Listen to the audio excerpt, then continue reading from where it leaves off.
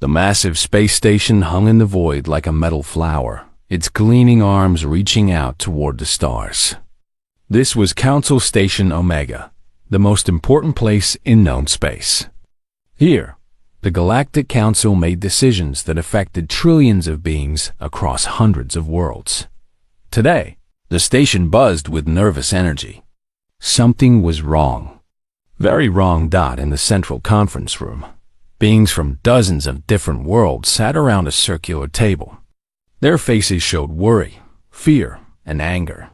Some had scales, others had fur, and a few seemed to be made of living crystal. But they all shared the same concerned expression. Council Secretary Krath stood at the head of the table. His blue skin shimmered under the lights as he spoke in his deep, rumbling voice. "Friends, we face our greatest crisis in 300 years. The hegemony of Zeth and the Silicon Collective are ready for war." A murmur went through the room. War meant death for billions. It meant the end of peace that had lasted for centuries. Admiral Vexthara of the Zethian Empire slammed her clawed hand on the table. Her red eyes burned with anger. "Those machine lovers attacked our mining ships first. We demand justice." On the opposite side of the table, Nexus Prime 7 spoke through his mechanical voice box. His chrome body reflected the lights as he responded. "Your ships invaded our space. We defended our territory. This is your fault, flesh creature." Other council members tried to speak, but the two sides kept shouting at each other. Krath looked tired. This had been going on for weeks. "Enough!" Krath's voice boomed through the room. "We must find a solution. Previous security teams have failed. The Eldorian guards were too violent. The peaceful monks of Tyr were too passive. The mercenary guild demanded too much money." Dr. Yithril, the small, gray-skinned expert on alien minds, raised a thin hand. "What about the new members? The humans?" The room fell silent. Many beings had heard of humans, but few had met them. They were the newest members of the council, having joined just 5 years ago. Most aliens thought humans were unremarkable. They had no special technology, no psychic powers, and no natural weapons like claws or fangs. Admiral Vexthara laughed, a harsh sound that echoed through the room. "Those primitive mammals? They barely have space travel. What can they possibly do that our advanced forces cannot?" Krath rubbed his forehead. The humans had sent a strange message when asked to help. They would provide diplomatic guards, that these guards would carry no weapons. No guns, no energy shields, no neural disruptors. Nothing. "It makes no sense," muttered Commander Dexal of the Hegemony Guard. "How can they protect anyone without weapons?" But Krath was desperate. Nothing else had worked. Maybe the humans had some secret they did not understand. Or maybe their peaceful nature would calm the angry delegates. Either way, they had nothing left to lose. "Very well," Krath announced. "The human diplomatic guards will arrive tomorrow. They will oversee the peace talks between the hegemony and the collective." Admiral Vexthara shook her head. "This is foolish. When those weak humans fail, do not blame me for the war that follows." The next day, a small human ship docked at the station. Krath waited in the docking bay with several other officials. They expected to see a large group of soldiers, or at least some impressive equipment. Instead, 6 humans walked off the ship. They wore simple blue uniforms with no armor or visible technology. They looked so ordinary that Krath felt his hopes sink. The leader stepped forward. She was a medium-sized female with dark hair tied back neatly. Her brown eyes looked calm and alert. "I am Guard Captain Sarah Chan. This is my team." She introduced the others. Guard Martinez was tall with kind eyes. Guard Williams was shorter but moved with quiet confidence. Guard Okafor had a gentle smile that somehow made Krath feel nervous. Guard Thompson looked like he could be anyone's neighbor. Guard Park seemed barely old enough to be away from home. "Where are your weapons?" asked Commander Dexal, looking confused. Captain Chen smiled. "We do not carry weapons, Commander. We find they get in the way of proper diplomatic protection." The aliens exchanged glances. This made no sense to any of them. How could these soft, weak creatures protect anything without weapons? Admiral Vexthara stepped closer to examine the humans. They did not seem afraid of her, even though she was twice their size with razor-sharp claws and fangs. "You realize we are dealing with the most dangerous situation in galactic history. Lives are at stake." "We understand," Captain Chen replied. Her voice was steady and calm. "That is why we are here." Krath sighed. He was making a terrible mistake, but it was too late to change course now. "Very well. The talks begin tomorrow morning. The Zethian and Silicon delegations will arrive tonight. Each side brings 30 delegates and 50 guards." Captain Chen nodded. "We will need the layout of the conference areas and information about all attendees." "Of course," Krath replied. At least the humans seemed to take their job seriously. As the group walked toward the main conference levels, Admiral Vexthara whispered to her aide, "Watch those humans carefully. When they fail tomorrow, I want a complete record for the council." But as they walked, something strange happened. Other beings in the corridors seemed to notice the humans more than usual. Guards who normally paid no attention to anyone found their eyes following the 6 figures in blue uniforms. Some felt uneasy without knowing why. Guard Martinez walked past a group of Aldorian soldiers. They were known for their fierce nature and combat skills. But as the human passed, they found themselves standing a little straighter, checking their weapons without thinking. Captain Chen paused to study a map of the station. Several aliens nearby felt an odd urge to look busy, as if someone important was watching them. But when they glanced back, they saw only an ordinary-looking human woman reading a simple display. By evening, word had spread through the station. The humans were here, and they carried no weapons. Most aliens found this amusing or puzzling. A few, however, felt something else. They felt like prey animals who had just caught the scent of a predator they could not see. The talks would begin tomorrow, and everyone waited to see what these strange, weaponless guards could possibly do to keep the peace. The morning of the first peace talks arrived with tension thick enough to cut. Council Station Omega had never hosted such a dangerous meeting. 2 civilizations that controlled vast armies sat across from each other, ready to discuss peace or declare war. The main conference room was enormous, with a circular table in the center that could seat over 100 beings. Advanced security systems monitored every breath, every heartbeat, every micro-movement. Armed guards from both sides lined the walls like metal statues. The Zethian delegation arrived first. Admiral Vexthara led 30 military officers and diplomats, followed by 50 elite soldiers in powered armor. Their weapons hummed with energy, and their red eyes scanned for threats. They moved like a military unit, precise and deadly. Minutes later, the Silicon Collective delegation entered. Nexus Prime 7 guided 30 advanced androids and digital consciousness cores, backed by 50 combat units with built-in weapon systems. They moved with mechanical perfection, calculating every angle and distance. Between these 2 armed forces stood 6 humans in simple blue uniforms. Captain Chen positioned her team around the room with quiet efficiency. She did not bark orders or make grand gestures. She simply nodded to each guard, and they moved to their assigned spots. To most observers, it looked random and unimpressive. Guard Martinez took a position near the main entrance. Guard Williams stood close to the emergency exits. Guard Okafor placed herself where she could see both delegation leaders. Guard Thompson positioned himself near the recording equipment. Guard Park stood at the back of the room. Captain Chun remained mobile, moving slowly around the outer edge. Commander Rixel of the Zethian Guard looked at the human positions and snorted. Amateurs. They have no crossfire patterns, no defensive formations, no escape routes planned.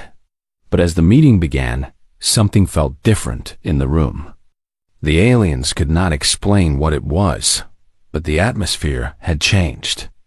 Some found themselves sitting straighter. Others checked their weapons for no reason. A few felt an odd urge to speak more quietly. Krath called the meeting to order. We gathered today to prevent a war that would destroy billions of lives. I asked both sides to speak with wisdom and restraint. Admiral Vexthar stood first, her massive frame casting shadows. The Silicon Collective attacked our peaceful mining operation. They destroyed 3 ships and killed 200 beings. We demand compensation and a formal apology. Nexus Prime 7 responded with mechanical precision. Their ships invaded our territory without permission. We defended our space according to galactic law. We demand they remove all vessels from our borders immediately. The arguments continued, growing louder with each exchange. Soon, delegates from both sides were standing and pointing fingers. Voices rose to shouts. The armed guards on both sides tensed, hands moving closer to weapons dot in this chaos. The human guards did something unexpected. They did nothing. Guard Martinez remained perfectly still by the entrance, but somehow his presence made everyone who looked that way think twice about leaving. Guard Williams stood relaxed by the emergency exit, yet beings near him felt no desire to rush toward safety. Guard Okafor watched the room with calm eyes, and delegates found themselves glancing at her before speaking. Captain Chen walked slowly around the room's edge. She never stopped, never hurried, never looked directly at anyone. But as she passed behind each delegate, they seemed to remember their manners.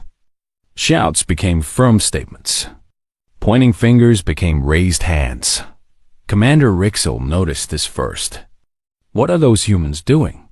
He whispered to his second. "Nothing, sir," came the reply. "They are just standing there." "Then, why does this room feel different?" The commander watched more carefully. The humans never touched their belts or reached for anything that might be a weapon. They never made threatening gestures or moved aggressively. Yet somehow, their presence filled the room like smoke. 30 minutes into the talks, a Zethian military attach decided to test these strange guards. Colonel Mordek was known for his size and strength, even among his warrior people. He stood and began walking toward the refreshment station, deliberately choosing a path that would take him directly through Guard Martinez. Colonel Mordek expected the small human to step aside or try to stop him. Instead, Guard Martinez simply shifted his weight slightly and turned his body a few degrees. The movement was so subtle that most beings missed it entirely, but as Colonel Mordek approached, something made him hesitate. The human was not blocking his path, but somehow the space around Martinez felt occupied, claimed. The colonel found himself adjusting his route slightly to the left, then a bit more, until he was walking around the human instead of through him. Colonel Mordek reached the refreshments feeling confused and angry. He had intended to challenge the guard, but somehow he had ended up avoiding him instead. Worse, he could not explain why. Similar scenes played out around the room. Delegates who started to stand in anger found themselves sitting back down. Guards who began to reach for weapons discovered their hands had stopped moving. No one could point to anything the humans had done, but everyone felt their influence. Dr. Yithro, watching from the observation deck, made notes on his datapad. As an expert on alien psychology, he was trained to notice subtle behaviors. But the humans confused him. They were clearly doing something, but he could not identify what. "They are not using pheromones," he muttered to himself. "No psychic projections. No technological devices. How are they controlling the room?" The answer came to him slowly as he watched Guard Park. The young human woman stood at the back of the room, barely moving. but every few minutes she would shift her position slightly. Each movement was tiny, meaningless by itself. But together, they created a pattern that drew the eye and focused attention. Guard Park was herding the room's emotional energy like a shepherd, guiding sheep. As the morning session continued, the shouting stopped. Delegates still disagreed, but they spoke with more control. Guards on both sides remained alert, but stopped treating each other as immediate threats. The deadly tension that had filled the room began to ease. Krath noticed the change and felt confused relief. He had expected the first day to end in violence or walkouts. Instead, both sides were actually talking to each other. During the lunch break, Admiral Vexthara approached Captain Chun. "What did you do in there, human?" Captain Chun looked up from her notes. "We maintain security, Admiral. As requested. But how? You carry no weapons, use no technology, project no force fields. How do you control a room full of armed soldiers without any tools?" Captain Chun smiled, but the expression did not reach her eyes. "Who says we have no tools, Admiral?" The Zethian leader felt a chill run down her spine. For just a moment, looking into those calm brown eyes, she felt like a small creature being studied by something vast and intelligent. "What tools?" Admiral Vexthara demanded. "Experience," Captain Chen replied simply. "We have been dealing with dangerous beings for a very long time." As the afternoon session began, word spread through the station. The humans were doing something impossible. They were keeping the peace without any visible means of doing so. Security forces from dozens of species gathered in the observation areas to watch. What they saw made them deeply uncomfortable. 6 ordinary-looking humans were somehow controlling the most volatile political situation in galactic history. And none of the watchers could understand how they were doing it. The humans just stood there, calm and patient, while chaos swirled around them and somehow became order. 3 days had passed since the peace talks began. The impossible was happening. 2 civilizations that had been ready for war were actually discussing solutions. Not friendly solutions, but real ones. Both sides made demands, but they listened to counteroffers.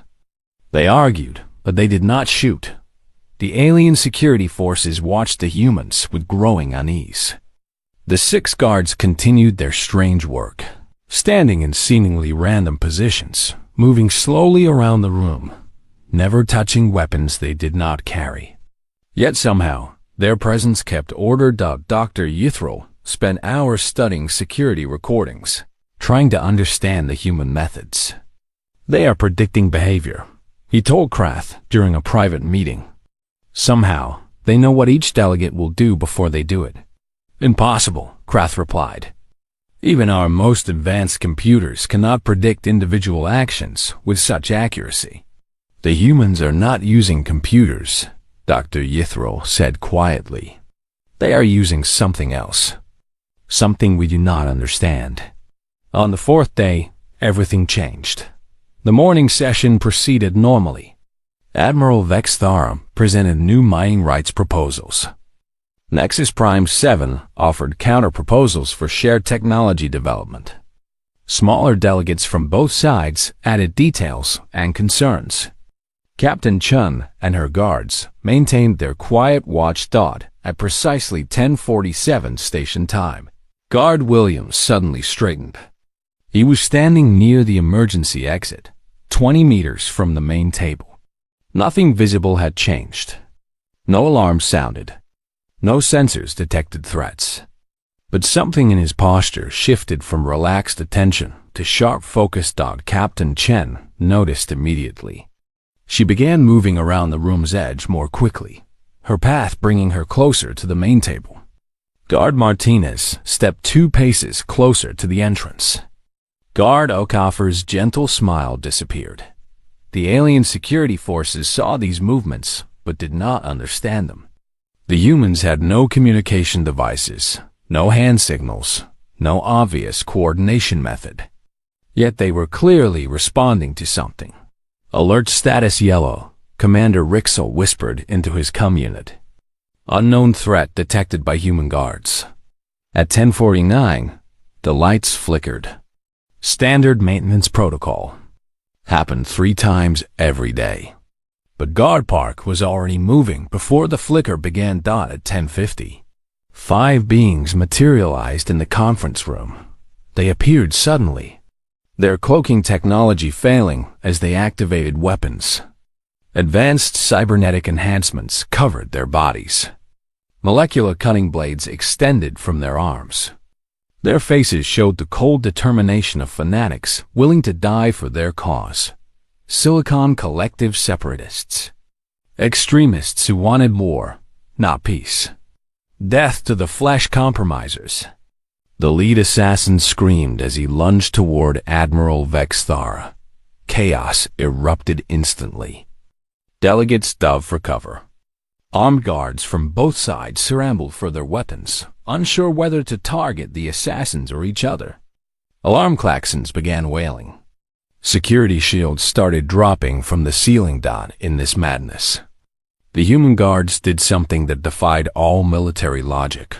They moved toward the attackers. But they did not fight them.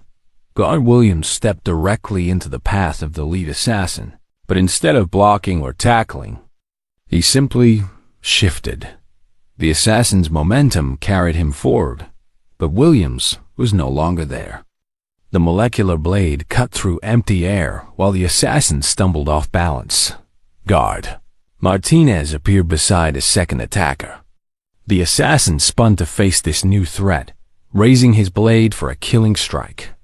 But Martinez was already moving again, leading the assassin into a turn that brought him face to face with a third assassin. The 2 extremists collided with each other, their own blades tangling. They fought to separate, confused about who was enemy and who was ally in the sudden chaos. Guard Park found herself facing the smallest assassin, a female with neural interface spikes covering her skull. The assassin was faster than any unenhanced human should be able to track. Her blade moved like lightning, but somehow, Guard Park was never where the blade struck. She moved like water, flowing around the attacks, never meeting force with force.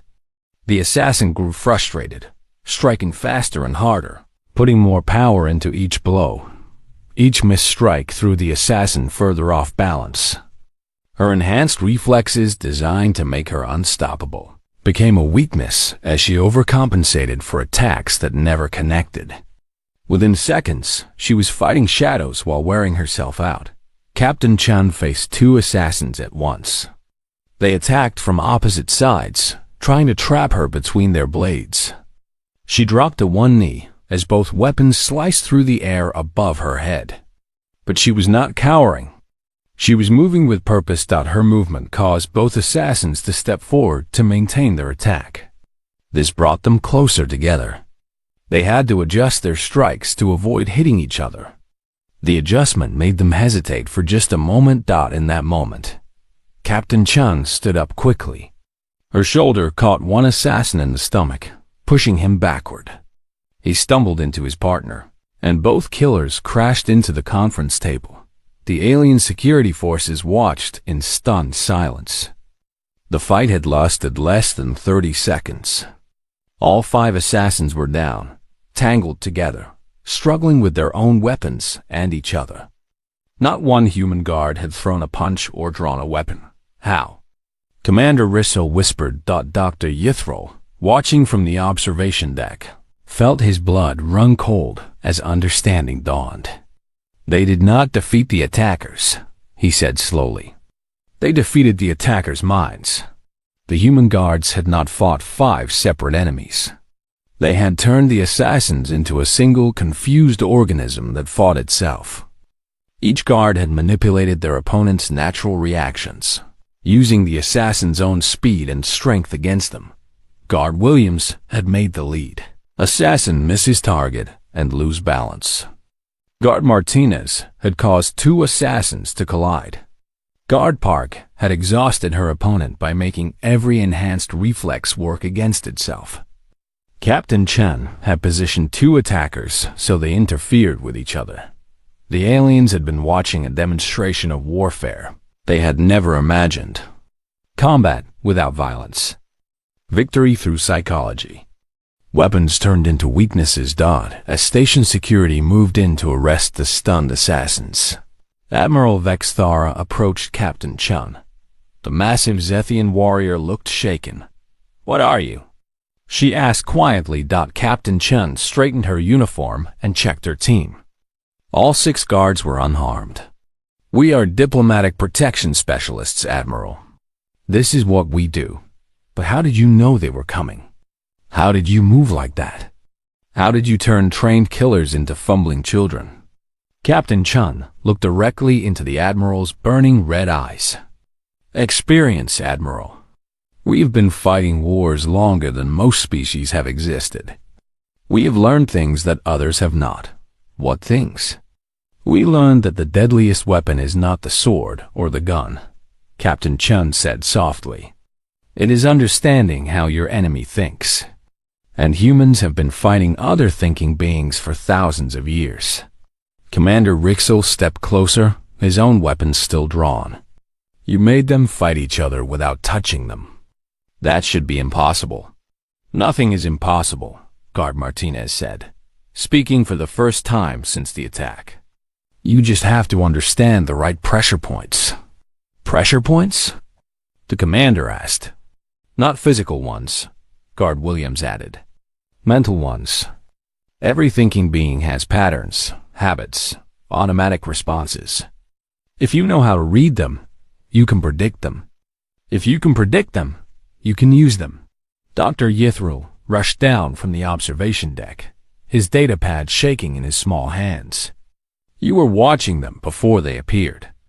You knew they were coming. How?" Guard Okafor smiled her gentle smile, but now it looked different to the aliens. It looked like the expression of something that saw prey approaching from far away. "People who plan to kill always change their behavior," she said kindly. "They move differently, think differently, feel differently. Station workers walked past our position 17 times this morning. 16 walked normally.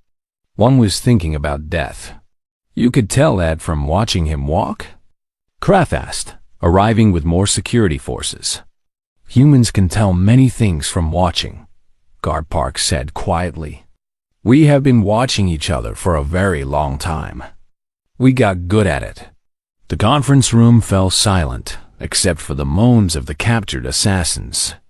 Delegates from both sides stared at the 6 humans with new understanding. These were not primitive mammals playing at security. These were apex predators who had spent millennia learning to hunt the most dangerous prey in the universe, other intelligent beings, and they had been restraining themselves the entire time. Security Chief Mordek could not sleep. 3 nights had passed since the assassination attempt, and the images would not leave his mind. 5 trained killers reduced to confused children by 6 unarmed humans. It was impossible. It was terrifying. It was necessary to understand. He sat in his private office, surrounded by data screens and classified files. Authorization codes flashed across his desk as he accessed the most restricted databases in galactic space. Military records, psychological profiles, evolutionary studies.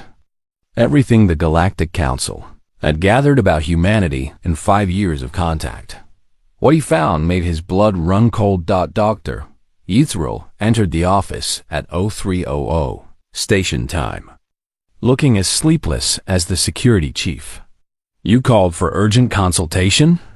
"Read this," Mordek said, turning his largest screen toward the alien psychologist. Human military history. The last 1,000 years. Dr. Yithril scanned the data, his small eyes growing wider with each entry. "This cannot be accurate. It says they fought 347 major wars in the last millennium. That is impossible for a single world species." "Keep reading," Mordek said grimly. "They fought each other?" Dr. Yithral's voice rose in disbelief.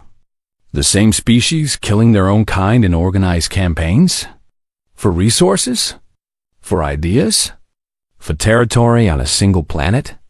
It gets worse, the security chief replied. He brought up another file. Look at their tactical development. Study their methods. The psychologist read in growing horror. Psychological warfare. Propaganda campaigns. Infiltration tactics. Assassination strategies. Torture techniques. His voice dropped to a whisper. They turned war into a science. Mordick nodded. Every other species we know fought wars for survival or resources. Simple conflicts with simple solutions. Humans fought wars to break their enemies' minds. They studied how thinking beings behave under pressure, then used that knowledge as a weapon. Dr. Yithral's datapad slipped from his shaking hands. The humans in the conference room. They were not guards. They were weapons specialists. Worse than that, Mordick said, calling up more files. Look at their evolutionary history. The screen filled with biological data about human development. Dr. Yithral read with growing unease.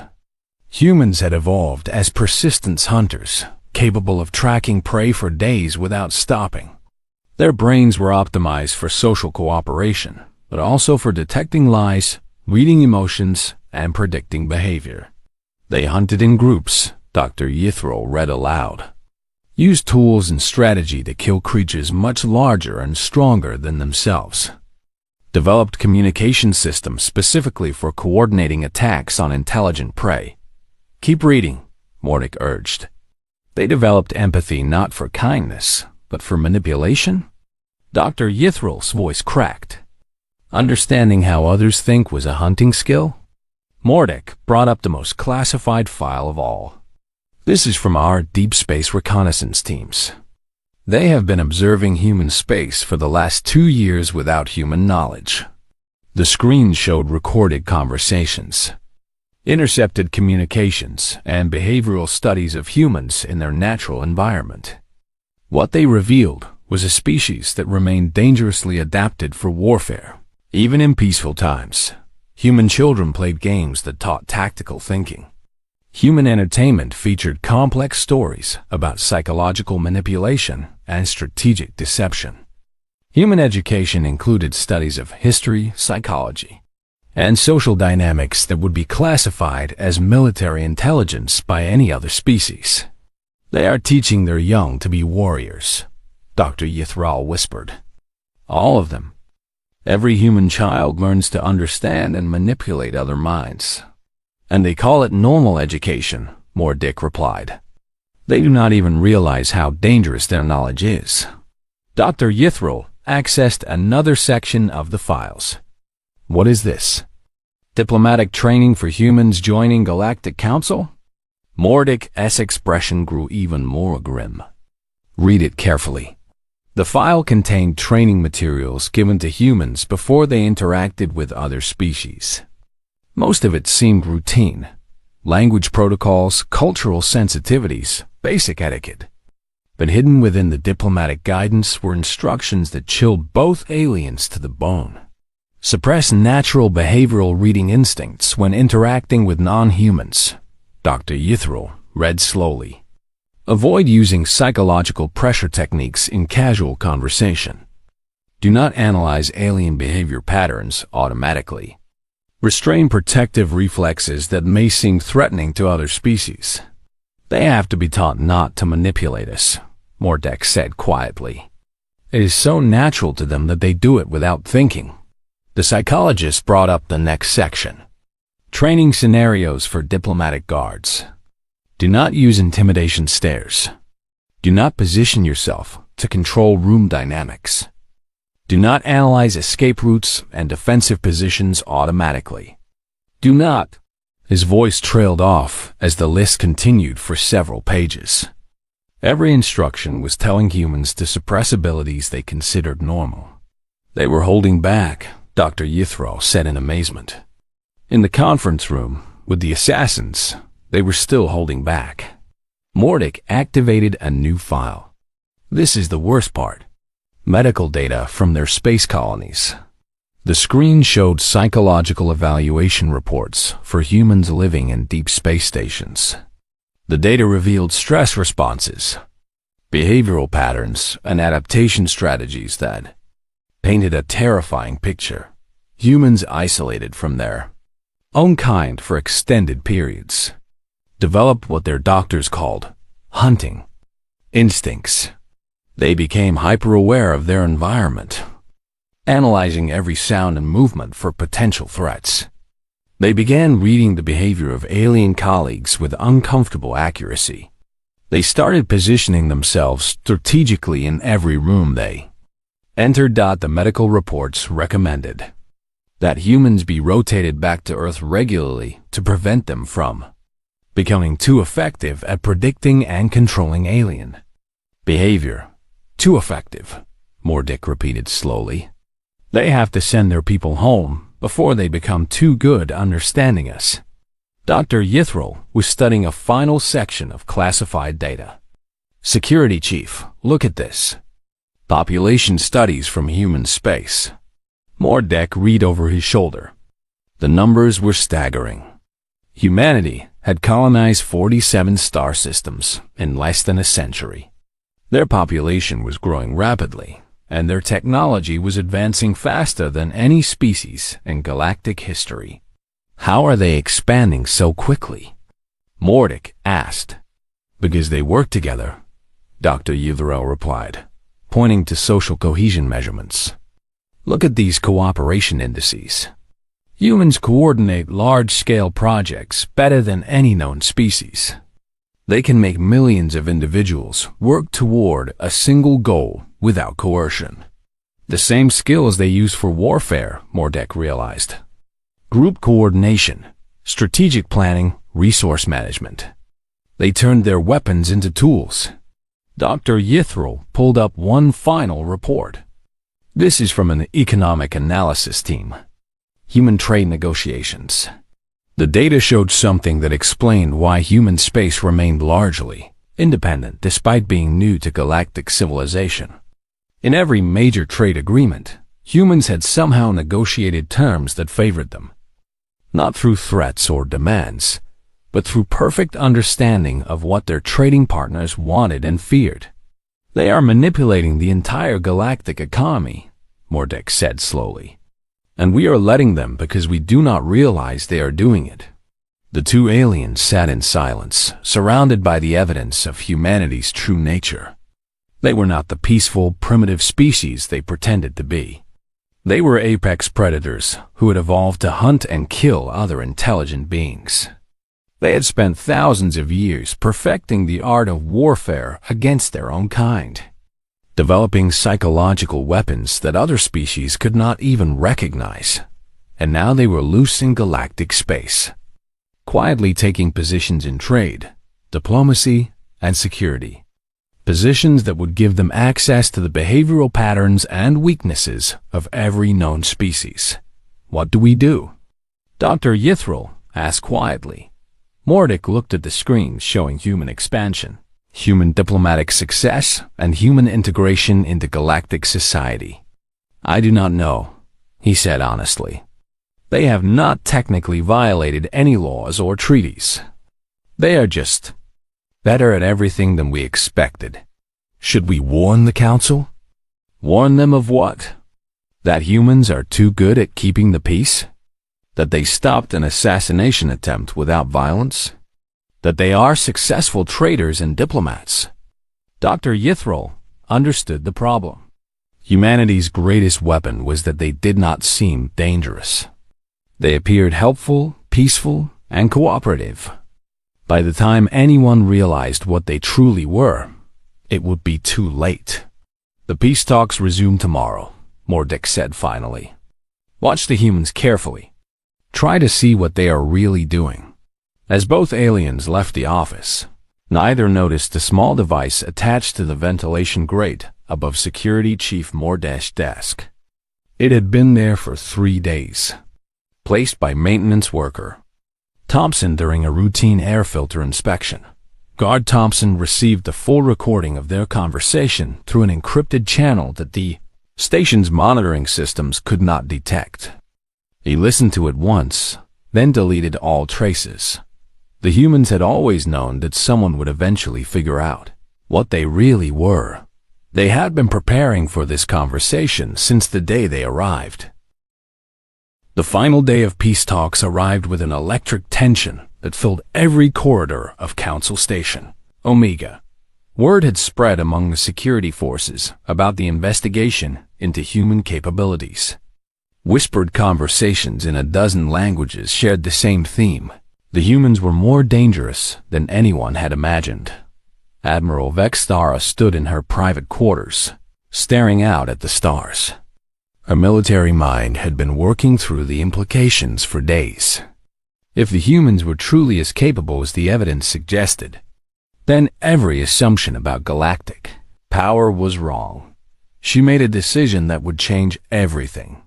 During the morning break in negotiations, Admiral Vexthara approached Captain Chun with her entire personal guard.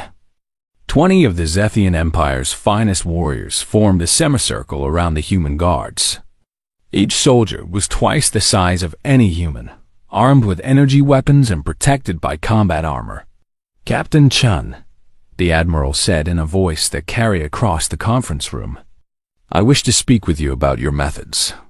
Every being in the room stopped talking. Delegates from both sides turned to watch. This had the feeling of a confrontation that could ignite the very war they were trying to prevent. "Captain," Chun looked up from her notes with calm eyes. "Of course, Admiral. What would you like to know?" "I want to know what you really are," Admiral Vexthara said bluntly. "We have learned things about your species that concern us greatly. You are not the peaceful guards you claim to be." The other human guards shifted positions slightly. To most observers, they simply moved to better see the conversation. But anyone who understood tactical positioning would recognize that 6 humans had just taken control of every sightline, escape route, and defensive position in the room. They did it so smoothly that most beings did not notice until it was already complete. "We are exactly what we claim to be," Captain Chun replied calmly. "Diplomatic protection specialists." Admiral Vexthara stepped closer, her red eyes burning with challenge. "We know about your wars. We know about your hunting methods. We know you evolved to kill other intelligent beings." A murmur of shock went through the alien delegates. Many had not heard these revelations. The peace talks forgotten. Everyone focused on this confrontation between the massive alien warrior and the small human woman. "Yes," Captain Chun said simply. "We did." The honest admission sent another wave of shock through the room. Most species would deny such accusations, try to explain them away, or claim they had evolved beyond their primitive nature. "You admit it?" Admiral Vexthara demanded. "Why would we lie?" Guard Martinez asked, speaking from his position near the entrance. "You asked what we are. We are human. Humans evolved as persistence hunters who specialized in tracking and killing other intelligent creatures." Dr. Yithril, watching from the observation deck with Security Chief Mordek, felt his breathing quicken. The humans were not denying anything. They were embracing it. "Then you are a threat to galactic peace," Admiral Vexthara declared. "You manipulate other beings through psychological warfare. You cannot be trusted in positions of security." Captain Chen smiled, and for the first time since their arrival, the expression looked genuinely predatory. "Admiral, you are making a serious mistake." "What mistake?" the Zethian warrior demanded. "You are challenging us," Guard Williams said quietly from across the room. "And we never lose challenges." Admiral Vexthara laughed, a harsh sound that echoed through the conference chamber. "You think 6 unarmed humans can threaten 20 Zethian warriors? You are delusional." "We do not think anything, Admiral," Captain Chun said, her voice remaining perfectly calm. We know exactly what will happen if you continue this confrontation. Then enlighten me, Admiral Vexthara snarled. Her hand moving toward her weapon. Captain Chen looked directly into the alien's burning eyes. If you draw that weapon, you will lose. If you order your soldiers to attack, they will lose. If you try to use your size and strength against us, you will lose. You will lose because you are thinking like a Zethian warrior, and we have been studying Zethian warriors for 3 days. Impossible, Commander Rixel said from behind his admiral. We are the finest soldiers in the galaxy. You are excellent soldiers, Guard Okafor agreed with her gentle smile. But soldiers fight enemies. We fight minds. And Zethian minds follow very predictable patterns. Admiral Vexthara's eyes narrowed dangerously. Prove it. The challenge hung in the air like a poison cloud. Every being in the room understood that this moment would determine not just the success of the peace talks, but the balance of power in the galaxy. Captain Chen nodded slowly. Very well. Commander Rixel, you are going to draw your weapon in exactly 4 seconds, because your admiral's honor has been questioned and Zethian military doctrine requires you to support her. I am not. Commander Rixel began, then stopped as his hand moved automatically toward his weapon.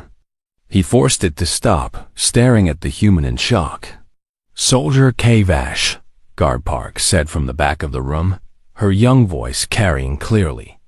You are going to step to your left in 2 seconds because you are trained to create a crossfire pattern. And your automatic tactical assessment is telling you to take the flanking position. Soldier Kavash froze as his left foot began to move without his conscious command. Admiral Vexthara. Captain Chen said softly, you are going to try to intimidate me by moving closer. Because Zethian psychology equates physical dominance with mental dominance. But you will stop exactly 2 meters away because your subconscious recognizes that I am not afraid, which means I am dangerous. Admiral Vexthara took a step forward, then another, then stopped exactly 2 meters from the human captain. Her face showed pure shock. How? She whispered. Because we have been watching you for 3 days, Guard Thompson said from his position near the recording equipment.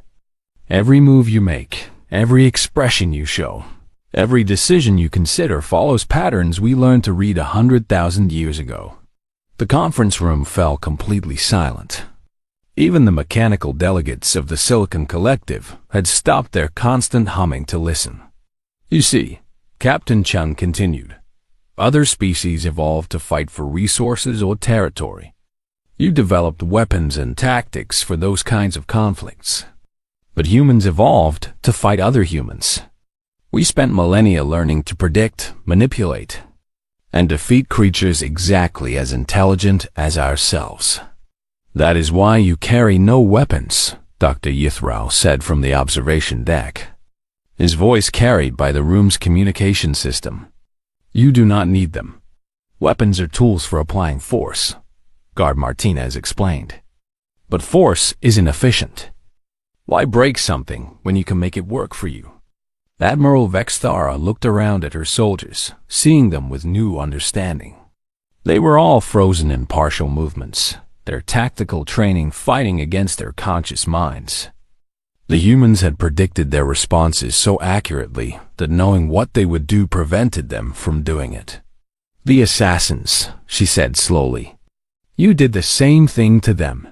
We turned their enhancements into weaknesses, Captain Chen confirmed. Their speed became clumsiness. Their coordination became confusion. Their training became their defeat. Commander Rixel found his voice. But why? If you can do this to us, why serve as guards?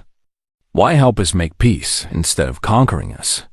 The question hung in the air as every alien in the room waited for the answer that would determine their future.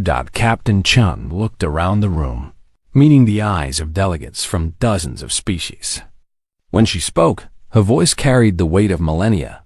Because we already tried conquering, she said quietly. We spent thousands of years conquering each other. We built empires, waged wars, and turned our home world into a battlefield. We learned that conquest is empty. Victory over broken enemies brings no joy. Guard Williams continued the explanation. We discovered something your species have not yet learned. The greatest victory is not defeating your enemies. It is making them into allies.